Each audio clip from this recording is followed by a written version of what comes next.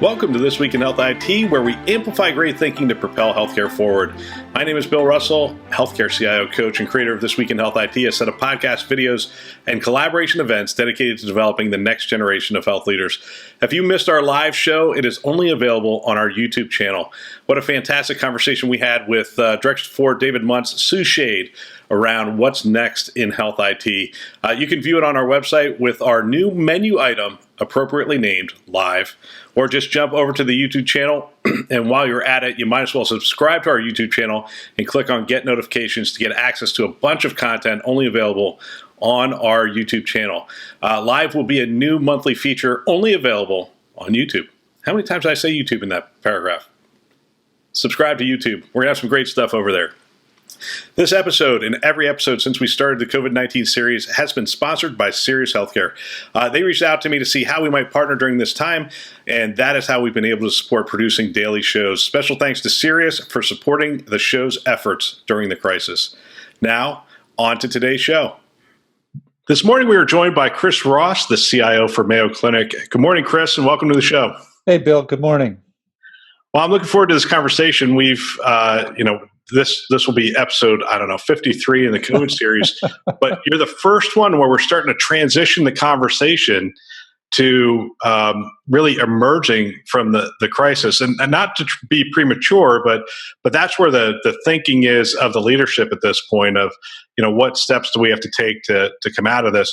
But before we get into that, give us an idea of how your health system has experienced the pandemic so far. Well, Bill, it's been pretty impressive. We've been fortunate that in the geographies in which we operate, which is in Minnesota and Wisconsin, in Florida and in Arizona, the caseloads have not been overwhelming as they have been in some of the areas that have been particularly hard hit. So Mayo's role, of course, is to treat patients, and we're doing that. But especially because our caseload has not been overwhelming, we've had a chance to double down on things like research into cures and treatment. So, a couple of things that have been pretty amazing. One, our commercial lab is large and pretty successful, has introduced tests for detection of the disease and for antibodies, and those are in production. We're doing a lot of work in treatment areas. So Dr. Michael Joyner is leading a national program on convalescent plasma to take plasma donations from sick COVID patients and use that injected into other patients to create immunity. The FDA just last week approved the emergency use of an algorithm to detect heart failure associated with COVID. That was led by Dr. Paul Friedman in the Department of Cardiology. And then Dr. Badley, who is a renowned AIDS researcher and physician, is bringing 30, 40 years of talent to bear in leading our combined research activities. And as of last week, we had 109 projects underway, everything from how to recycle masks to how to provide oxygen better to patients, to do research on community response, those kinds of things. So while we're continuing to treat patients as the first thing we do, the research and education shields of Mayo Clinic have been on hyperdrive and been doing really incredible stuff. Wow. When you talk about this stuff, I get so jealous every time because you guys are, truly one of the leaders and out there doing some amazing things. I do want to shift a little bit just to be, pragmatic. Yep. For the majority of our listeners and really talk about the delivery of care. So, as you consider, we saw this spike in telehealth. We saw digital tools, patient monitoring, chatbots, those kind of things. Talk a little bit about that and how you see that stuff integrating into the post-pandemic work. Sure. So we went from a small fraction, like everybody else, of our visits done through virtual means to the majority of them being done by virtual means. Now that we have the capacity to do more inpatient and outpatient visits, we're continuing to do a lot more virtual care. And it's been in three areas. One has been dialogue with a patient, often by video, but also just by phone. The second has been things to do to support patients and their family when they're contagious and may be under constrained circumstances. So think about the iPads in use to communicate with patients in an ICU or similar kinds of devices to help support patients who are in long-term care post-treatment. And then the third area has been, how can we get patients home with surveillance with more intensive kinds of treatment? All three of those will continue. Maybe we won't have a pandemic need to deal with as many patients in isolation. But the two areas of trying to keep people from coming into the hospital and to get them home quicker is something that we're working hard on and gaining some great experience. And then, of course, the telehealth visits will continue to be part of our practice. I don't think they'll be exactly the same. A lot of our visits were to maintain patients while they were waiting to come in for care. And a lot of things require physical touch, especially things like procedures. But it's clear it's never going away, and it'll be an important part of our arsenal going forward. Yeah. And for you guys, it was an important part of your arsenal before. I mean, this was pretty much baked into a lot of the things you're doing, because you guys end up being a destination facility. You're communicating a lot remotely with patients even prior to this, I would assume. Yeah, thanks for mentioning that, Bill. I mean, many patients travel a long ways to come visit us at Mayo. So if there's ways that we can have a pre-visit, incorporate it more into our screening and scheduling processes, we had a lot in the works to try and rev up our digital practice to create more of a consumer experience, to create a more clinically relevant experience for people without having to come to one of our destination medical centers. This is an opportunity to just prove out the fact that that works, and we're just going to go faster. Yep. All right, so you're working from your house. I love the artwork in the background. How have you experienced work from home, and what do you anticipate the future to be within your health system?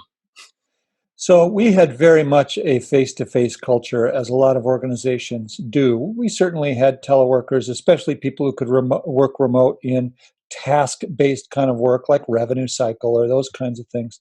But we've really tested it. Personally, I have a 90-mile commute from my home in St. Paul to Rochester, Minnesota. So it's been nice to not spend quite so many hours on the road. So that's helped with my productivity a lot. I think a lot of people now have this experience of, rather than running from conference room to conference room across a campus, now you just jump from one virtual meeting to another virtual meeting. So the productivity isn't bad. The fact that we all are working at home has been sort of a shock to the system to force us to have to address our culture. We're not in a hurry to bring people back on campus. I'm telling my team, and the rest of the administrative areas are hearing the same thing, that they should plan to work from home through the end of the summer and maybe into September. We're going to have to do some things to make physical space better, to deal with social distancing and those kinds of things. So we're not in a hurry. We're working well in a virtual way. And, I think that's going to shape our future. No, that's fantastic. It'll be interesting to see. I know that some health systems are creating surveys to gather a lot of feedback and those kind of things. It was great to hear you mention St. Paul, Minnesota. Growing up as a kid, my dad worked his entire career at 3M, and he used to have to travel to St. Paul for I remember as a kid waiting at the airport for my dad to get back from St. Paul from training, and he would tell me these stories of they have underground tunnels in St. Paul because it's so cold outside. It's true, but you're in Florida, but there's advantages of being in Minnesota too. Right now it's gorgeous outside. Yeah, I would imagine. All right, so today is we're recording on May 18th, and for this question, I just want to capture the date. So it's May 18th, 2020. What are the priorities for health IT today, and what do you think they're going to be post-pandemic? So we haven't finished the job of responding to this coronavirus crisis, for sure. So that means that we still need to be on our toes and improve our capability to do testing, to do tracking, to help with containment in partnership with public health agencies and other officials, to create more treatments, and of course to accelerate vaccine wherever we can. So my data team, for example, has really pivoted in supplying a lot more flexible, deeper, richer data to help those areas. And we've had to shelve a couple of other things that our data team would otherwise work on, but it's exactly the right thing to do. But what I'd also say, Bill, is the triple aim goals didn't go away. cost of healthcare in the U.S. is still too expensive. It's still too inaccessible. It's not affordable, and we can improve quality and outcomes. Those don't go away. So hopefully we'll take some of this hypercharged learning from this public health event and apply it to other diseases to move on them with the same level of urgency and immediacy. We're excited about that and believe that we really can use this as an inflection point. Will there be a reevaluation of some of the projects? Because you're talking about we set these projects probably 9 months ago, a year ago, where the conversations were happening. Has the world changed enough to reconsider some of the projects that we prioritized back then? Well, for sure. So our clinical practice canceled right off the bat about 80% of the kind of keep the practice advancing projects. We expect to restart most of them, maybe all of them, but I'll bet that some will be sidelined. The good news, and I don't want to brag too much about Mayo, but we had been making some areas, some movement in some important areas like the improvement of digital care. And we also launched a platform business where the intention is to use data and technology to work with partners to bring more powerful cures to a broader population than maybe could be treated, again, by coming into one of our destination medical centers. And we've already started partnerships in discovery with data to look for new cures, new pharmaceutical cures. We've been working on home hospital initiatives, and we've been working on remote diagnostic and disease management capabilities, all within this platform idea. So to some degree, it's an affirmation that the vision that our CEO, Dr. Gianrico Ferrugia, brought into office a year and a half ago is just as current, if not more current. So what we have to do is to deal with the financial consequences of this crisis, to keep our eye on the ball on treating patients as we get through the pandemic. But then I think to some degree, Bill, we're just going to put more logs on the fire on some of the initiatives that we had already started. Yeah, that makes sense.